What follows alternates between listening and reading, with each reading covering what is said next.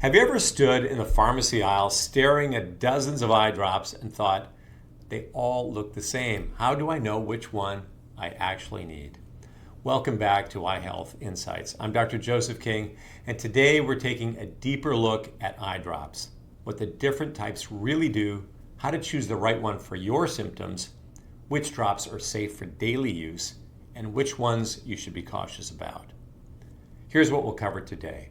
The main categories of eye drops, how to match them to burning, redness, or itchiness, common mistakes I see people make, and when drops aren't enough, and it's time for an exam. Let's start with a simple but important point. Eye drops are not interchangeable. They may all come in small bottles, they might all look clear, but their ingredients and their purposes are very different. Choosing the wrong one might not fix your symptoms, and in some cases, it can actually prolong the problem. The most common type of drop is artificial tears. These are lubricating drops designed to supplement your natural tear film. They're ideal for dryness, burning, mild irritation, and fluctuating vision caused by tear instability. Artificial tears don't whiten the eye, they improve comfort by stabilizing the surface. There are thinner drops that feel light and refreshing, and thicker drops that last longer, but they might blur vision briefly. For daytime use, many people prefer the lighter formulations. At night, thicker gels or ointments can provide longer lasting protection. If you're using artificial tears occasionally, standard formulations are usually fine. But if you're reaching for drops more than 4 to 6 times a day, I strongly recommend preservative-free options. Preservatives are helpful for keeping the bottles sterile, but with frequent use, they can irritate the surface of the eye. Next are allergy drops. These are specially formulated for itching caused by allergic conjunctivitis. They work by blocking histamine or stabilizing the cells that release histamine in the first place.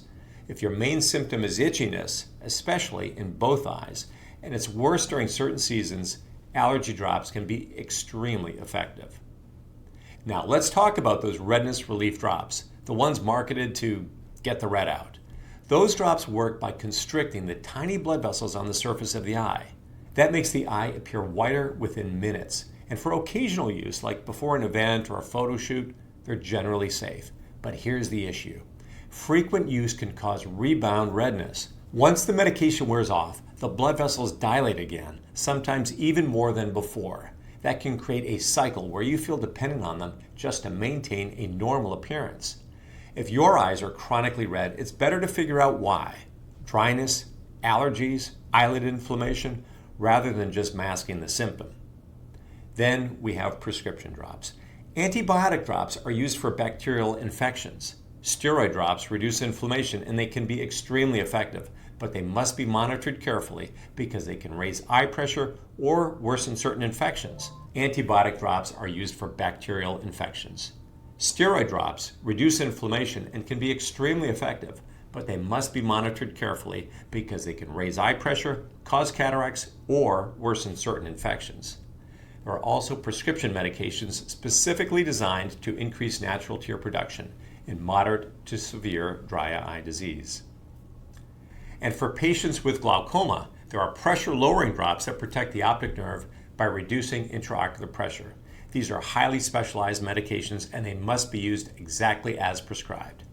So how do you choose the right drop? Well, first start with the symptom. If you've got burning and dryness, think lubrication. Itching, think allergy. Redness without discomfort, pause and ask why it's red before masking it. Pain, light sensitivity, discharge, or vision changes. That's not a pharmacy problem. That's an evaluation. Let's talk about technique because even the right drop won't work well if it's not used properly. When applying eye drops, tilt your head back and gently pull down the lower eyelid to create a small pocket. Place one drop into that pocket.